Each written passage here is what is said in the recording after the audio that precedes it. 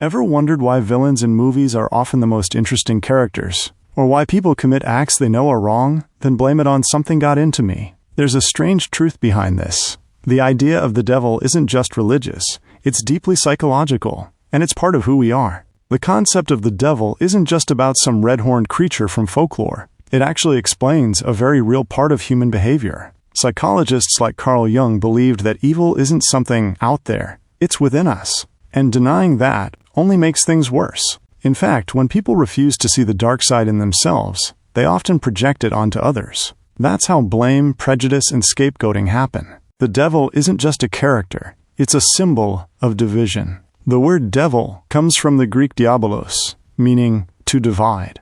Every time you've felt torn between right and wrong, or watched people become hostile over politics, religion, or even sports teams, that inner and outer conflict, that's what the devil represents. A force that tears apart what should be whole. The solution? Not to pretend evil doesn't exist, but to face it. Understanding your own dark impulses doesn't make you a bad person. It makes you self-aware. As Carl Jung said, the goal isn't to reject your shadow, but to integrate it. That means acknowledging your flaws, temptations, and weaknesses, so they don't take control when you're not looking. Take the example of someone who drinks socially. It seems harmless, right? But when they ignore warning signs and keep going, what starts as a choice turns into a trap, addiction. It's not sudden. It's a slow slide from, I've got this under control, to, I can't stop. That's how the devil works, not with fire and pitchforks, but with small lies we tell ourselves. The real danger is thinking we're too good to be tempted. That's when temptation hits hardest. But there's also hope.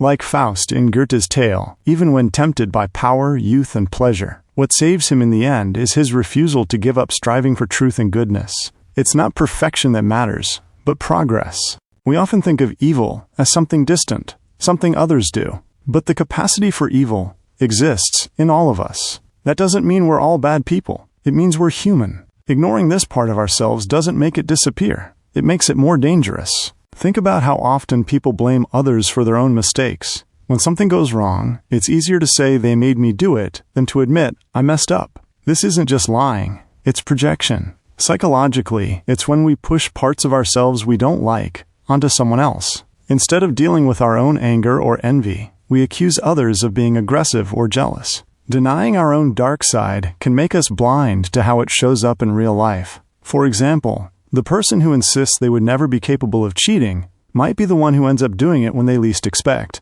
because they never faced the part of themselves that wanted something more: attention, validation, excitement. It's not evil that sneaks up on us. It's our refusal to admit that we're vulnerable to it. This is why ancient myths and religious stories about the devil are still so powerful. They warn us not just about evil in the world, but about what happens when we try to live as if we're above it. The devil, as an archetype, is not just temptation, it's a wake-up call. It forces us to confront the uncomfortable truth that we are capable of both good and bad. And the more we pretend we're only good, the more likely we are to act out the bad without realizing it. Carl Jung believed that the path to psychological health isn't about being perfect. It's about being whole. That means recognizing, understanding, and accepting every part of ourselves, even the parts we don't like. Not so we can act on them, but so we can learn from them. Knowing you have the capacity to hurt someone makes you more careful not to. Knowing you could lie makes you value truth more. Evil doesn't start with monsters. It starts with denial, with pretending we're incapable of doing wrong. Facing the devil in ourselves doesn't make us evil. It makes us honest. And that's the first step toward real freedom and self-control. There's a common belief that good people don't struggle with dark thoughts, but that's a myth. In fact, some of the most destructive behavior comes from people trying too hard to be only good. When someone refuses to acknowledge their own flaws, they become rigid, judgmental, and often project their hidden impulses onto others. That's how hate groups, cults, and moral panics take root, not just from malice, but from people trying to eliminate what they fear in themselves. One striking insight from modern psychology is that our worst behaviors are often unconscious. We don't always choose to lie, lash out, or hurt others in the moment. It's a reflex, driven by unresolved parts of ourselves. Carl Jung called this the shadow. It's not a villain. It's a storage room for everything we've been taught to hide. And the more we ignore it, the more it controls us. Here's a concrete example. Someone raised to believe that anger is unacceptable might repress it for years, but that anger doesn't vanish. It shows up later as passive aggression, chronic stress, or sudden bursts of rage. This is the shadow in action, not demonic in the supernatural sense, but destructive nonetheless. And just like with any problem, pretending it isn't there only makes it worse.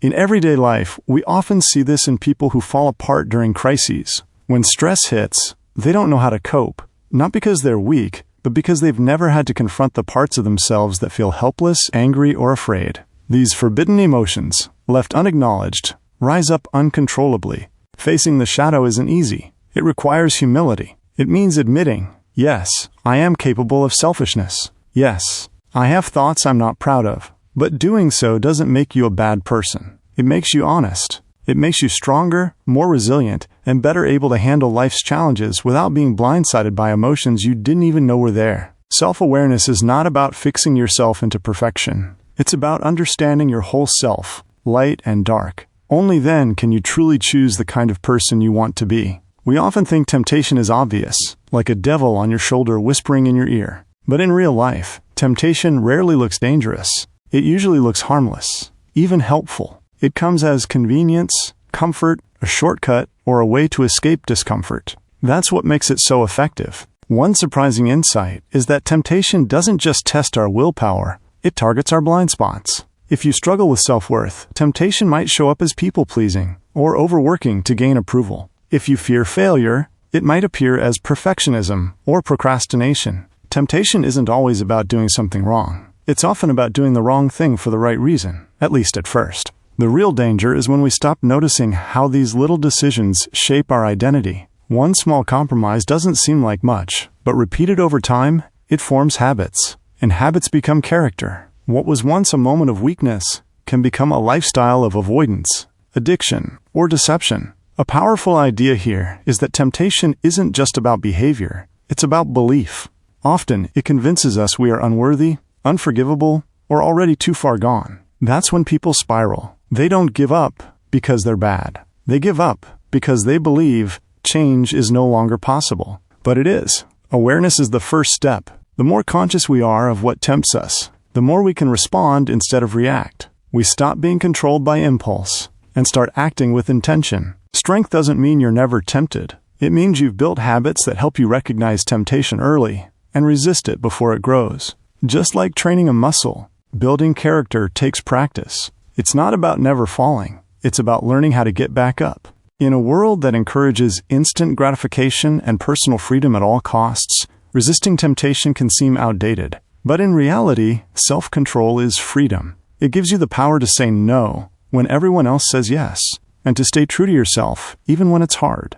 Temptation, then, is not the enemy. It's the test. And how we respond to it defines the kind of life we build. We often picture addiction or obsession as extreme, something that only happens to people in crisis. But the truth is, losing control starts quietly. It begins with one small compromise, repeated often enough that we stop noticing we're no longer choosing. It's just automatic. Evil doesn't feel evil at first. It feels like relief, like something that helps us cope with pain, anxiety, or failure. That's why people fall into patterns that trap them. It starts with a drink, to take the edge off, or a lie to avoid conflict, or a little scrolling just to relax. Over time, these choices stop being choices. They become compulsions. Psychologists describe this as loss of agency. We're still functioning, but we're no longer deciding. This is where the real danger lies. When we say, I can quit anytime, but can't. Or, this isn't a problem, even when it clearly is. What's happening here isn't a lack of morals.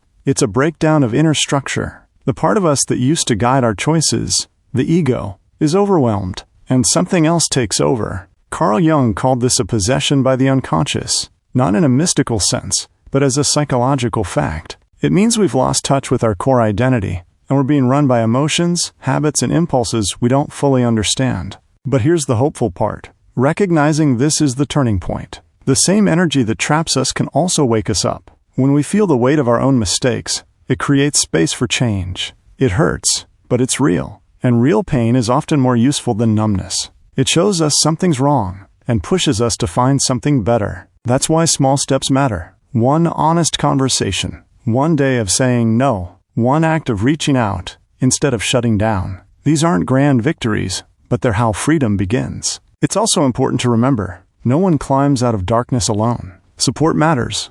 Connection matters. Recovery isn't just personal, it's relational. Sometimes the hand that pulls us out is someone who simply sees us without judgment and says, "You're not alone." The same habits that destroy us can also point us toward healing if we have the courage to face them. The devil doesn't need to use fear or violence to influence us. Often the most effective tactic is distraction. In modern life, this looks like being constantly busy, but deeply unfulfilled. We scroll endlessly, consume content, chase productivity, and yet feel more disconnected than ever. Here's the surprising part. Distraction isn't just a time waster. It's a form of self-avoidance. We stay plugged in to avoid uncomfortable emotions, unresolved issues, or deep questions about meaning and purpose. The devil, symbolically, isn't just the tempter. It's the force that keeps us from focusing on what really matters. Not through terror, but through noise. This brings us to another key insight. Temptation is most effective when we're tired, isolated, or uncertain.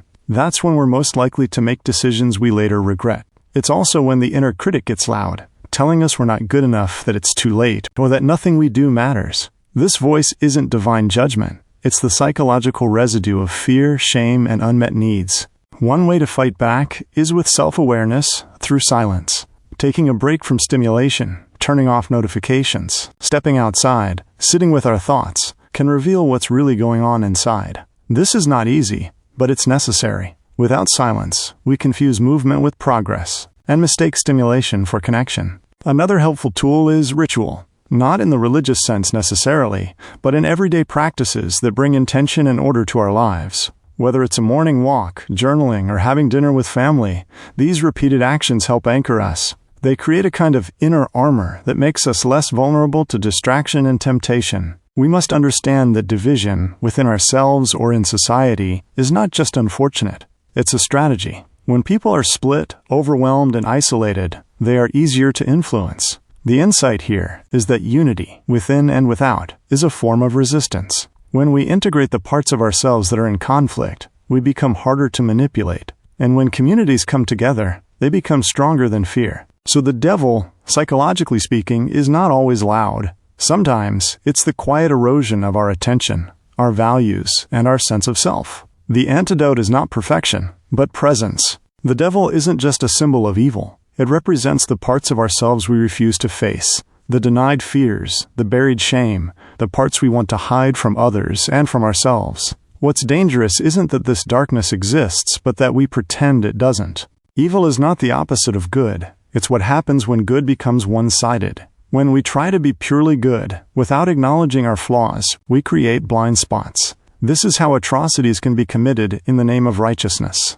History shows us that the worst acts are often done by those who believed they were doing what was right, purging evil, enforcing purity, or defending sacred values. The road to destruction is often paved with moral certainty. Carl Jung argued that wholeness, not perfection, is the real goal. That means embracing contradiction, holding both the light and the dark within us, and knowing that morality doesn't come from suppressing the dark. It comes from being conscious of it and choosing our actions with awareness. This is why the devil isn't just a mythological figure or religious warning. It's a psychological necessity, a mirror reflecting the parts of us that need attention. Without that mirror, we remain divided. And divided people, internally or socially, are easily manipulated by fear, shame, or power. Evil grows in the dark, but it weakens in the light of self-awareness.